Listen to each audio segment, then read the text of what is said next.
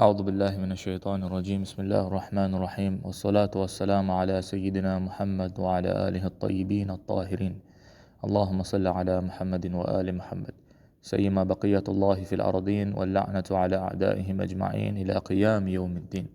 Tuanze na kumshukuru Allah subhanahu wa ta'ala kutupa uhai na maarifa na kutufanya sisi tukuwe miongoni wa wafuasi wa Bwana Mtume sallallahu alaihi wa alihi wasallam, na kuturuzuku mapenzi ya wanafamilia wake Ahlul Bayt salamullahi alayhi, na kutuweka sisi mbali na maadui wao, kwani ni neema ambayo wengi huikosa.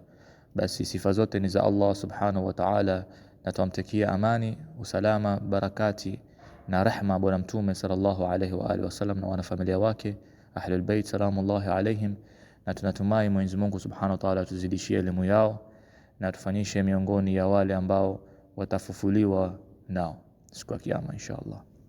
Maudhui yetu ni tauhid katika Nahjul Balagha. Tauhid ni maudhui ambao ndio tunaweza kusema ni msingi wa Uislamu, yani kwamba salat, zakat, saum, hajj na kadhalika katika vitendo ambavyo tumehusishwa tuzifanye, zikuwa zinafanywa bila tauhidi, yani kumpekesha Mwenyezi Mungu Subhanahu wa Ta'ala, basi ibada zote takuwa hazina faida yote. Tauhid ndio ni asasi, tauhid ndio ni msingi wa dini. Kwa sababu Mwenyezi Mungu Subhanahu wa Ta'ala anasema katika Qur'ani, inna Allaha la yaghfiru an yushraka bihi wa yaghfiru ma duna dhalik liman yasha wa man yushrik billahi faqad dhalla dhalalan ba'ida, kwamba hakika Mwenyezi Mungu Subhanahu wa Ta'ala hasamehi kushirikishwa na kitu, lakini yeye husamehe yasiyokuwa hayo katika mtakaye, na anayemshirikisha Mwenyezi Mungu Subhanahu wa Ta'ala basi huyo amepotea upotofu wa mbali. Kwa hivyo sisi tukitaka kulinda mali zetu na kuzihifadhi na kuzifanya zikuwe na thamani siku ya kiyama, lazima tuzifanye kwa maarifa sahihi ambayo ndio ni tauhid. Kwa sababu Mwenyezi Mungu Subhanahu wa Ta'ala hakubali vitendo ambavyo vinatendwa kwa nyoyo ambazo zimechafuka na shirki. Na shirki ni ujahili ambayo hupatikana katika nyoyo, kinyume cha tauhid ambayo ni maarifa sahihi kuhusu Mwenyezi Mungu Subhanahu wa Ta'ala inayopatikana katika nyoyo za watu. Imam Ali alayhi salatu wassalam anasema kwamba awwaluddin ma'rifatu, jambo la kwanza katika dini ya Mwenyezi Mungu Subhanahu wa Ta'ala unalohitaji kulitambua ni kumtambua Mwenyezi Mungu Subhanahu wa Ta'ala. Hiyo ni kitu cha kwanza. Awwaluddin ma'rifatu, lazima tumtambue Mwenyezi Mungu Subhanahu wa Ta'ala ni nani. Hilo ni kitu la kwanza katika dini. Wa kamalu ma'rifatihi tasdiqu, na ukamilifu wa kumtambua Mwenyezi Mungu Subhanahu wa Ta'ala ni kumwamini kwamba yeye yupo kweli, yani kuamini uwepo wake. Wa kamalu tasdiqihi tauhidu, na ukamilifu wa kumwamini Mwenyezi Mungu Subhanahu wa Ta'ala ni kuamini yeye ni pweke, yeye ni mmoja, yani kutomfananisha na viumbe vyote na kumtakasa Mwenyezi Mungu Subhanahu wa Ta'ala katika akili zetu kutokamana na sifati zote za kiumbile. Kwa hivyo tauhid ni jambo la kwanza mtu anahitaji kulitambua katika dini yake. Maudhui yetu ni tauhid katika Nahjul Balagha. Nahjul Balagha ni mkusanyiko wa hutuba za Imam Ali alayhi salatu wassalam ambazo zinadhihirisha hikma na elimu yake pana sana, ambazo wallahi mtu akiwa na insaf moyoni mwake atazikuta ni tamu sana na zinaendana na fitra binadamu. Khutba ambayo tumechagua katika Nahjul Balagha kuhusu tauhid ni khutba ya 186, na kuna hutuba nyingi sana katika Nahjul Balagha za Imam Ali alayhi salatu wassalam ambazo utakuta anazungumzia kuhusu tauhid, lakini tumechagua khutba hii kwa sababu ya baadhi za sifa zake za kipekee ambazo hazipatikani katika hutuba zingine. Mathalan, katika hii khutba utakuta kwamba jina lake Said Razi aliyoandika Nahjul Balagha anasema kwamba tajma'u hadhihi alkhutba min usuli alilmi ma la tajma'u khutbatun, kwamba hii hotuba inajumuisha msingi ya elimu ambayo hakuna hotuba nyingine inayoweza kujumuisha. Hii ni ya kwanza. Ya pili, utakuta kwamba inasemekana kwamba karibu sifa 70 za Mwenyezi Mungu Subhanahu wa Ta'ala zinazobainisha utakatifu wake na ukuu wake zimetajwa katika khutba hii, na 70 ni idadi ambao haipatikani katika hotuba zingine za Nahjul Balagha kuhusu tauhid. Kwa hivyo hii ni khutba ambayo ni khutba mumayyiz, tutaweza kusema ni khutba ambayo ni ya kipekee katika mbinu yake vile imetumika. Na kabla kuingia kwa kuieleza hii khutba na kuifafanua, havina budi kwanza lazima tuelewe mpangilio wa maudhui katika hii khutba. Utakuta pia kwamba khutba hii mpangilio wa maudhui yake kuhusu tauhid umegawanyika kwa vikundi vitatu. Kikundi cha kwanza kinagusia sifatu salbiya, ambazo ni sifati za kimaumbile tunazomkanusha Mwenyezi Mungu Subhanahu wa Ta'ala nazo. Kisha kikundi cha pili kinagusa sifatu thubutia, ambazo ni sifati za kumthibitishia Mwenyezi Mungu Subhanahu wa Ta'ala nazo, sifati za ukamilifu ambazo yeye peke yake anazokuwa nazo. Kisha kikundi cha tatu katika hii khutba kinaelezea kuhusu siku ya kiyama. Na mwenye kutaamali khutba hii kuitaamali vizuri atakuta kwamba subhanallah, hakuna mfilosofi wa kidini anaweza kumsifu Allah Subhanahu wa Ta'ala kwa maneno mazito na matamu kama hizi, maneno ambazo kwamba hata wasiokuwa Waislamu wakizisoma wanastaajabu kusema kweli wallah. Na kweli tunamshukuru Mwenyezi Mungu Subhanahu wa Ta'ala kwa kutufanyisha miongoni wa kufuata wilaya ya Amirul Mu'minin salamullahi alayhim, ambayo ndio ni bab madinatu ilmi Rasulillah sallallahu alayhi wasallam, ni mlango wa mji wa elimu wa Mtume sallallahu alayhi wa alihi wasallam. Kikundi cha kwanza katika khutba hii, Amirul Mu'minin salamullahi alayhi anaanza kwa kutelezea as-sifat as-salbiya, sifati za kumkanusha Mwenyezi Mungu Subhanahu wa Ta'ala kutokamana nazo. Anaanza kwa kusema ma wahadahu man kayyafa, anayomjalisha Mwenyezi Mungu Subhanahu wa Ta'ala kaif ama kaifia, basi kwa hakika hajamwamini kwamba yeye ni pweke, kwamba yeye ni mmoja. Hii ni sifa ya kwanza ya salbia, yani sifa ya kumkanusha Mwenyezi Mungu Subhanahu wa Ta'ala kutokamana nao katika hii khutba ambayo kwamba Amirul Mu'minin salamullahi alayhim ameitaja, ambayo ni sifa ya kaifia. Kaifia lazima tumkanushe Mwenyezi Mungu Subhanahu wa Ta'ala kutokamana na kaifia. Na kaifia ni hali kinayojitokeza kwa mwili au umbile ya kiroho ambayo kwamba kinaweza kutenganika, kubadilika, kupotea na kukanushwa kutokamana na kitu. Mathalan, mtu kwa lugha ya Kiarabu akisema kaifa al-insan, yani anaulizia kaifia ya binadamu.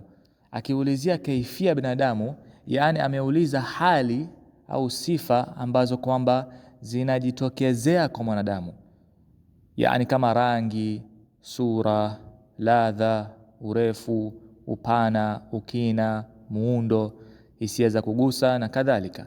Hizi zote zinaitwa nini? Zinaitwa kaifia, na ni mifano za kaifia. Kwa hivyo mtu akisema kaifa Allah, akiwa anakusudia kwenye kaifia, yani akiwa anakusudia kuuliza hali ambazo kwamba zinajitokezea kwa Mwenyezi Mungu Subhanahu wa Ta'ala, basi hapa atakuwa ameuliza rangi ama ladha, ama kwa Mwenyezi Mungu Subhanahu wa Ta'ala anahisika vipi, urefu wake ni nini, sura yake ni nini, inaonekana vipi, harufu yake inahisika vipi na kadhalika, ambazo kwamba zote hizi ni sifat as-salbiya al-makhluqiyya, ni sifati ambazo kwamba ni za kimaumbile na tunapaswa kumkanusha Mwenyezi Mungu Subhanahu wa Ta'ala nazo, ndio tutakuwa tumeamini kwamba yeye ni mmoja, yeye ni pweke. Kwa hivyo kama vile Imam Sadiq alayhi salatu wassalam anavyosema kwamba Mwenyezi Mungu Subhanahu wa Ta'ala yeye ndio mwenye kukayafa al-kayfufia, yeye ndio mwenye kuumba kaifia, yeye ndio mwenye kuumba hizi hali na hizi namna, yeye ndio mwenye kuumba rangi, yeye ndio mwenye kuumba urefu, yeye ndio mwenye kuumba upana, harufu, hisia na kadhalika. Basi haifai kuuliza Mwenyezi Mungu Subhanahu wa Ta'ala yuko na namna gani, yani yuko na kaifia gani, kaifa Allah. Tukiuliza swali kama hii, basi takuwa sisi hatujamuelewa Mwenyezi Mungu Subhanahu wa Ta'ala bado. Takuwa tumempa namna Mwenyezi Mungu Subhanahu wa Ta'ala, takuwa tumempa rangi fulani, ama tumempa urefu, ama tumempa upana na kadhalika. Hizi zote ni mifano za kaifia. Basi hatufai kuuliza hii swali kaifa Allah katika lugha ya Kiarabu. Kwa hivyo Amirul Mu'minin salamullahi alayhi anasema kwamba ma wahadahu man kayyafa, mwenye kuamini kwamba Allah Subhanahu wa Ta'ala yuko na kaifia au hali, kisha anaulizia kaifa Allah, kaifia yake iko vipi, ama namna yake ni gani, namna yake iko vipi, basi hajamwamini kwa Mwenyezi Mungu Subhanahu wa Ta'ala ni pweke, kwamba yeye ni mmoja. Kisha akasema Amirul Mu'minin salamullahi alayhi, wala haqiqatahu asaba man mathala, mwenye kumfananisha Mwenyezi Mungu Subhanahu wa Ta'ala na jambo lolote, basi hajaupata uhakika wake, hajauelewa uhakika wake bado. Kisha anasema wala iyahu ana man shabbaha, na mwenye kumshabihisha Mwenyezi Mungu Subhanahu wa Ta'ala na kitu chochote, basi hajauelewa maana ya Mwenyezi Mungu Subhanahu wa Ta'ala ni nini, hajaelewa maana ya umungu ni nini. Hizi ni sifati mbili zingine za as-salbiya, sifatu salbiya, sifatu za kukanusha, ambazo kwamba Amirul Mu'minin alayhi salatu wassalam amemtakasa Mwenyezi Mungu Subhanahu wa Ta'ala kutokamana nazo. Ya kwanza ni mathil, kwa Mwenyezi Mungu Subhanahu wa Ta'ala hana mathil, mathala, hana mathil. Na ya pili ni shabbaha, yani shabih, hana shabih, ambazo zote mbili zinamaanisha mfano. Shabih inamaanisha mfano na mathil pia inamaanisha mfano. Yani kwamba Mwenyezi Mungu Subhanahu wa Ta'ala hana mfano, kwa sababu tukitumia mantiq, tukitumia akili, mtu akisema kwamba Mwenyezi Mungu Subhanahu wa Ta'ala yuko na mfano, tuseme mathalan, haikuepi kwamba iwe moja katika vitu viwili, ama ikuwe kwamba anafanana na kitu hicho katika kila jambo, yani katika kila sifa bila utofauti wowote, basi hapo takuwa si mbili tena, ni moja. Kwa sababu maana ya vitu kuwa viwili ni kwamba lazima kukuwe na utofauti baina ya hivi vitu viwili. Mathalan, ukiwaangalia wapacha utakuta kwamba wanafanana sana, lakini bado wanatofautiana katika baadhi za sifati. Kama tuseme sehemu, rangi, nywele, utakuta rangi ya huyu inatofautiana na rangi ya mtu wa pili. Utakuta urefu wake kidogo, huyu ni mrefu na huyu ni mfupi au kadhalika. Ndio ikawafanya hao watu wakuwe ni wawili. Basi hakuna vitu viwili ambavyo vinafanana katika kila jambo bila tofauti. Hapo itakuwa si viwili tena, itakuwa ni moja, kwa sababu maana ya umbili ni kwamba kuna utofauti baina ya kitu cha kwanza na baina ya kitu cha pili. Kwa hivyo fardhi hii ni batil. Fardhi ya kwanza kwamba mfano wake na yeye, yani yeye Mwenyezi Mungu Subhanahu wa Ta'ala na mfano wake hakuna utofauti kabisa baina yao, hii haiwezekani. Itakuwa si mbili tena, itakuwa ni moja. Kwa hivyo fardhi hii ni batil. Kisha dhana ya pili ni kwamba yeye na mfano wake hawafanani katika kila jambo, hawafanani katika kila sifa, bali wanafanana katika baadhi za sifa na wanatofautiana katika sifa zingine. Tukiamini hivi kwamba Mwenyezi Mungu Subhanahu wa Ta'ala iko na mfano, kwamba yeye anafanana na huyu mfano wake katika baadhi za sifa na anatofautiana na mfano wake katika sifa zingine, basi hapo takuwa tumempa Mwenyezi Mungu Subhanahu wa Ta'ala sifati tatu za kimaumbile. Ya kwanza ni kwamba tumemfanya Mwenyezi Mungu Subhanahu wa Ta'ala murakkab. Tumemfanya Mwenyezi Mungu Subhanahu wa Ta'ala kwamba ameundwa na sehemu mbili.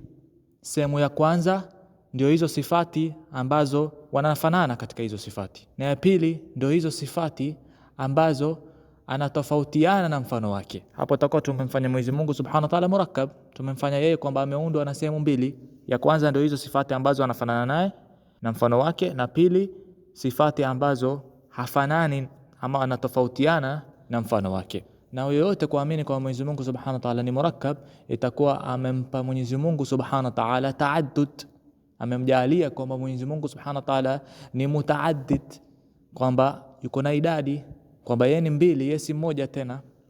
Na tatu, ukisema kwamba Mwenyezi Mungu Subhanahu wa Ta'ala yuko na mfano na anafanana na mfano wake katika baadhi za sifa na anatofautiana na mfano wake katika baadhi za sifa zingine, basi hapo ushamfanya Mwenyezi Mungu Subhanahu wa Ta'ala ni naqis, umempa upungufu, umempa mipaka, kwa sababu utakuwa umemfanya Mwenyezi Mungu Subhanahu wa Ta'ala kwamba yeye anamiliki baadhi za sifa ambao mfano wake pia anaizimiliki, na kwamba yeye hamiliki baadhi za sifa zingine ambao mfano wake anamiliki.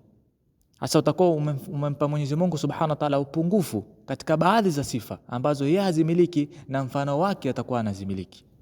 Na mtu wote akisema kwa Mwenyezi Mungu Subhanahu wa Ta'ala ni naqis, yani iko na upungufu, basi takuwa hajamuelewa Mwenyezi Mungu Subhanahu wa Ta'ala, kwa sababu Mwenyezi Mungu Subhanahu wa Ta'ala ni mtakatifu na upungufu wote. Kwa hivyo fardhi ya pili pia itakuwa ni batil. Basi fardhi ya pili ikiwa ni batil na fardhi ya kwanza ikiwa ni batil, inabaki kusema kwamba Mwenyezi Mungu Subhanahu wa Ta'ala kuwa na mathil, kwamba hii jumla pia itakuwa ni batil. Basi Mwenyezi Mungu Subhanahu wa Ta'ala hana mathil wala hana shabih. Na hiyo ndio ni maana ya Amirul Mu'minin salamullahi alayhi kusema kwamba wala haqiqatahu asaba man mathala, kwamba mwenye kumfananisha Mwenyezi Mungu Subhanahu wa Ta'ala na jambo lolote basi hajaupata uhakika wake, hajauelewa uhakika wake bado.